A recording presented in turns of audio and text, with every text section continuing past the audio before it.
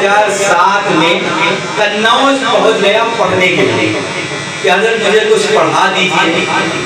تو حضرت نے کہا کہ تمہارے بیوی بچوں کا کیا ہوگا؟ ہم کو مجھے کیا معلوم، آپ نے مرید کیا، آپ جانیے. مطلب وہ کھانا کہاں سے کھائیں گے؟ تو میری کامیابی میں جہاں میرے مرشد کا کردار سب سے زیادہ نمایاں ہے، وہیں پشے پردہ میری اہلیہ کا بھی بڑا کمال ہے. میں نے ان کو 2 آپشن رکھا تھا کہ آپ کے پاس پہلا آپشن ہے کہ آپ مجھ سے طلاق لے کے اپنے گھر واپس چلے جائیں. دوسرا آپشن ہے کہ محنت کر کے بچوں کی پرورش کریں، کیونکہ 2 بیٹیاں اس وقت موجود تھیں. میرے پاس اب پیسہ نہیں کہ میں تمہیں کھلاؤ پلاؤ، میں جا رہا ہوں پڑھنے. انہوں نے کہا مجھے دوسرا آپشن موجود ہے، پسند ہے، اور انہوں نے محنت کر کے 3 سال مجھے یاد ہے کہ شدت کے ساتھ بچوں کی انہوں نے پرورش کی اور میں حضرت کے ساتھ رہنے لگا. لیکن پیر مشکل کشا ہوتا، آج مرید مشکل کشا ہوتا، پیر مشکل کشا نہیں ہوتا.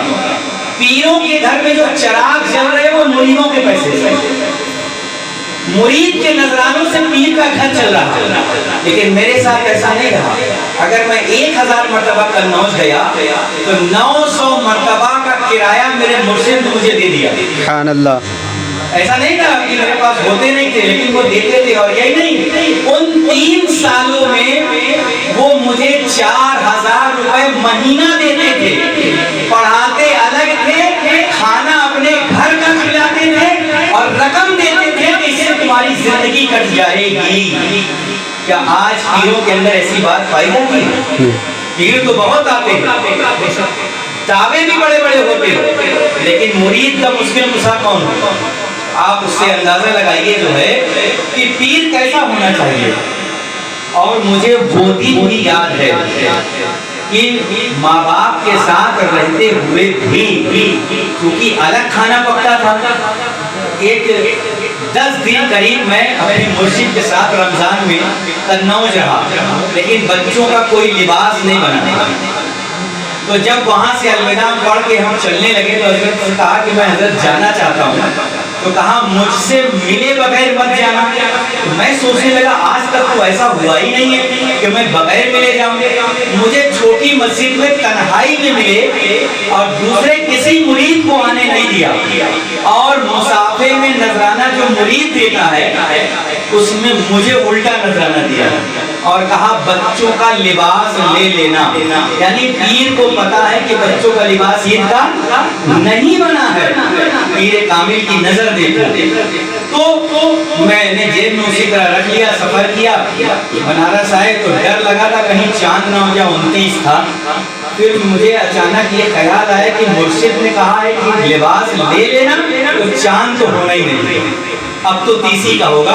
اور ہوا بھی وہی کہ 30 کا چاند ہوا اور دوسرے دن ہم نے لباس وغیرہ خرید کے بچوں کے لیے لے آئے. تو پیر دیکھیے ایک تو پڑھاتا بھی ہے، پلاتا بھی ہے اور تمہارا خرچ بھی چلاتا ہے. ایسا پیر ملے گا؟ تو آج کل یہ کہ امیر مرید ہے تو بغل میں بیٹھے گا، غریب مرید ہے تو بیچارہ پتہ نہیں کہاں جا کے بیٹھے گا. یہ پیروں کی آج اپنی سوچ ہو چکی ہے. ایسا نہیں ہونا چاہیے. سارے مرید برابر ہوتے ہیں. حضور بحر العرفان رضی اللہ تعالیٰ عنہ نے اجازت و خلافت دی اور بنارس کے لیے واپس کر دیا. 18 ذی الحجہ 1431 ہجری کو خلافت لی اور کہا بنارس رہو. اور ان 3 سالوں میں نے ان سے کہا حضرت مجھے بنارس پسند نہیں ہے، مجھے باہر جانے دیجیے. لیکن 3 بار آپ نے منع فرمایا. اب مجھے نہیں معلوم تھا کہ آگے کیا مسئلہ ہوگا. تو یہ ان کی مرضی نہیں تھی، اس لیے میں بنارس ہی میں رہ گیا. حضور بحر العرفان رضی اللہ تعالیٰ عنہ کے خلافت دیے ہوئے 14 سال مکمل ہو گئے اور مرید ہوئے 19 سال مکمل ہو گئے. حضور بحر العرفان کا یہ احسان عظیم ہے. جب مجھے انہوں نے خلافت نہیں دی تھی تب انہوں نے ایک جملہ کہا تھا کہ میں تمہیں بہت بڑا پیر بناؤں گا. تو میں سوچتا تھا کہ یہاں تو مریدی اچھا نہیں بن پائے، پیر کہاں سے بنے گا؟ کیونکہ جو کامل پیر ہوتا ہے، جو ولی ہوتا ہے، اس کی نگاہیں دیکھتی ہیں. تو دور پلٹا. 2020 سے دور میں ایک تبدیلی آئی.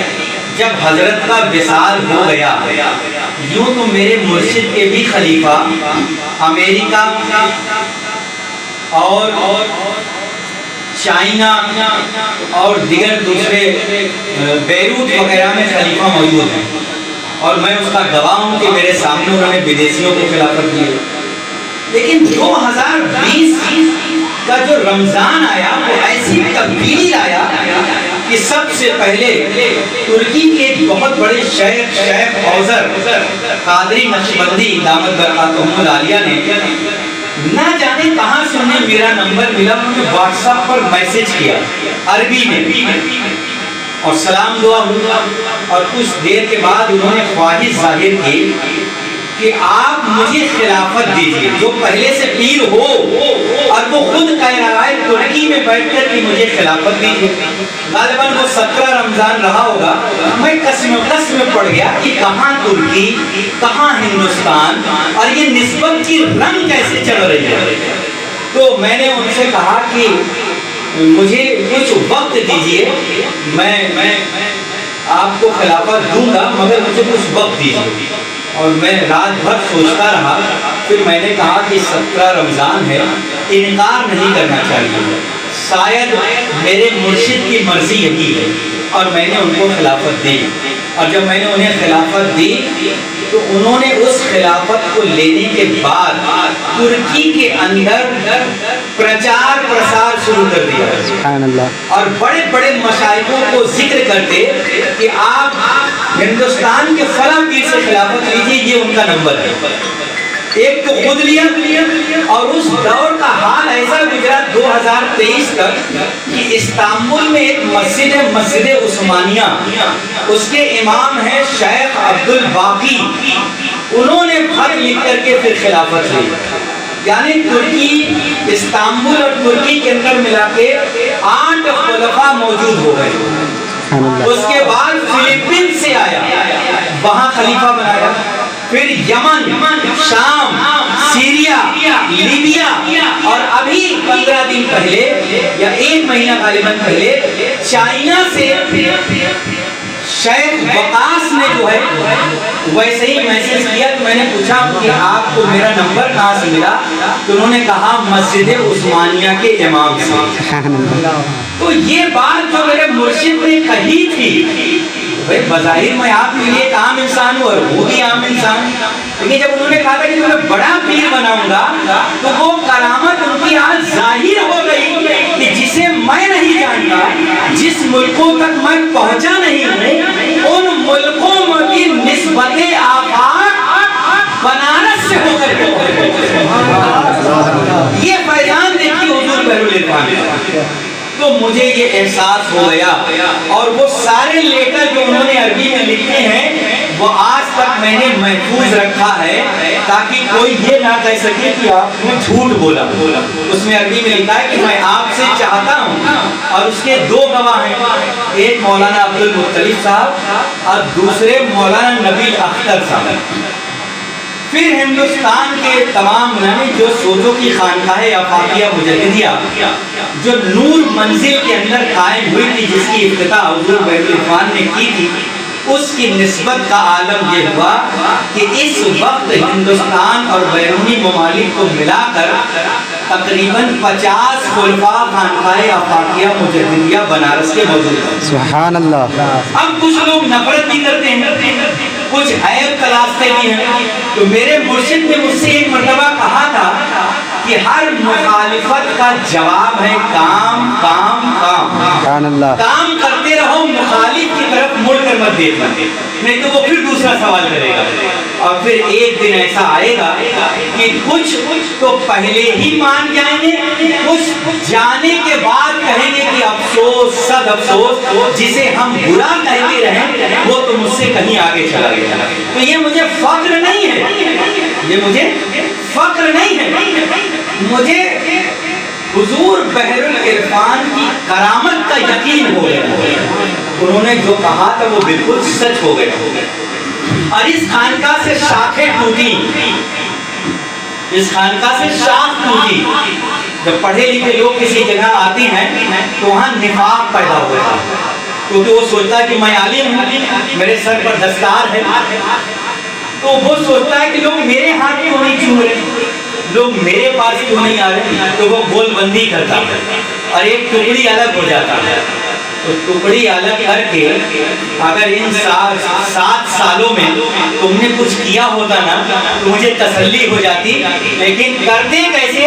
اس لیے کہ تم نے جو درخت بنانے کی کوشش کی ہے درخت بنے گا نہیں، کیونکہ تم نے ٹہنی کاٹ کے الگ کرنے کی کوشش کی ہے، تو ٹہنی درخت بن بھی سکتا ہے اور نہیں بھی بن سکتا ہے، لیکن جس بیج کو حضور بحر العرفان نے بویا ہو اور وہ پودا بنا ہو اور پودا سے درخت بنا ہو، اسے کوئی مٹا نہیں سکتا۔ اب حضور بحر العرفان کے خلافت نامے میں ہاتھ کا لکھا ہوا بھی الحمدللہ میرے پاس ہے، کمپیوٹرائز بھی میرے پاس ہے، اور ویڈیو کے ذریعے بھی ان کی خلافت نامہ میرے پاس ہے۔ جب جشن صدیق اکبر کے موقع پر قنوج انہوں نے میری دستار کی، حضرت کے ہمارے بہت خلیفہ ہیں الحمدللہ، لیکن میں فخر سے کہتا ہوں کہ حضرت کے دست قلم سے لکھی ہوئی خلافت نامہ اور ان کا دستار کا باندھنا اور وہ ساری چیزیں میرے پاس موجود ہیں۔